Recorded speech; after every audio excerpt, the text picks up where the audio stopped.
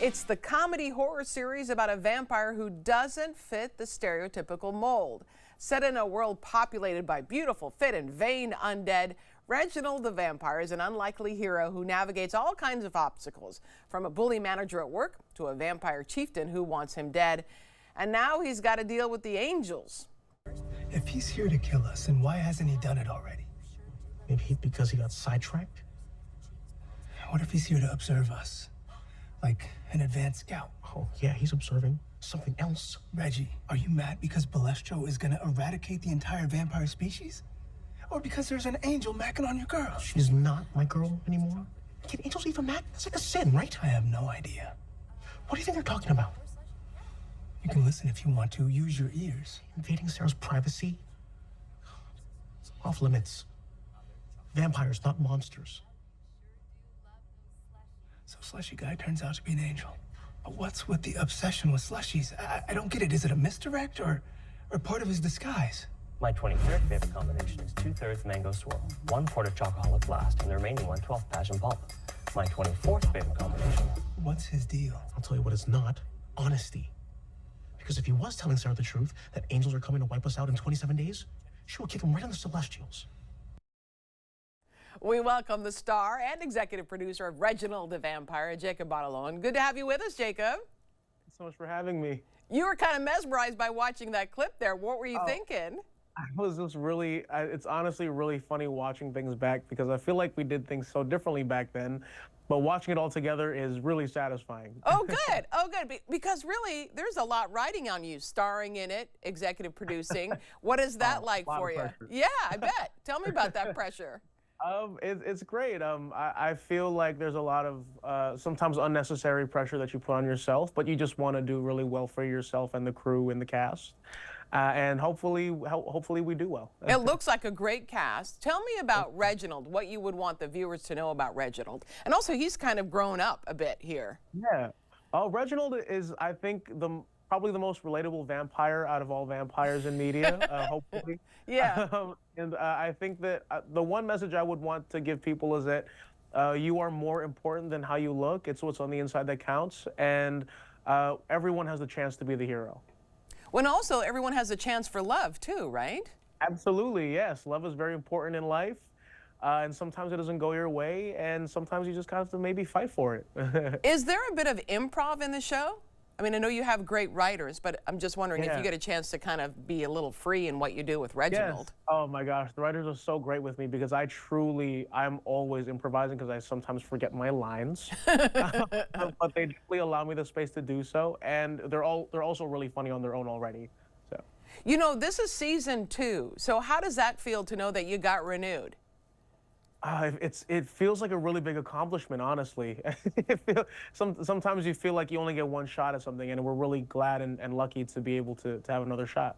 You know, a lot of people know you from Spider-Man series and Ned Leeds. Tell me about that. And also, aren't you really good friends with Tom Holland? I mean, aren't you good friends with him? And weren't you roommates at one point? Yeah, you know, I mean, we all started those movies when we were about 19. Wow. And I think we've really done a lot of growing up together, and we were very close. We definitely did live together for the first movie for sure. It felt like we were all living in a frat house. Why is that? We're just like messy boys. Oh, okay. And but it turned out great, and I'm really happy where we all are now. And I've got to ask you about the scene probably everybody's asked you, but I apologize for that. Where all 3 Spider-Men are in the scene with you, and like, how did that go down, and what was that like? Surreal moment or what? Yeah, it was very surreal. You know, we grew up obviously watching Toby and obviously watching Andrew take it afterwards, and to really be with them together was definitely a blessing. I think we were all very much in awe of the moment, Tom especially. And there's just been, I mean, there's so many inside jokes that we have with them now, and they were just like the best people. Do you stay in touch with Tom? Yeah, we check in periodically with each other. I feel like we're all very busy, and I think that we sort of respect each other's like space. Yeah, oh, I get that. Is there a chance that we'll see Ned again? I mean, maybe, hopefully. I think, you know, with anyone who's done like a movie like this or like those, you would just sort of maybe get a phone call someday. Yeah. You grew up in Hawaii, which we love Hawaii. Who doesn't love Hawaii, really, right? Absolutely. In a big Filipino family, I understand. And I also read that you had lost, like a few years back, you lost like 100-something pounds. Yeah, it was very, it was definitely more about my health at that point in time. Sure. And I'm very thankful that I was able to do so.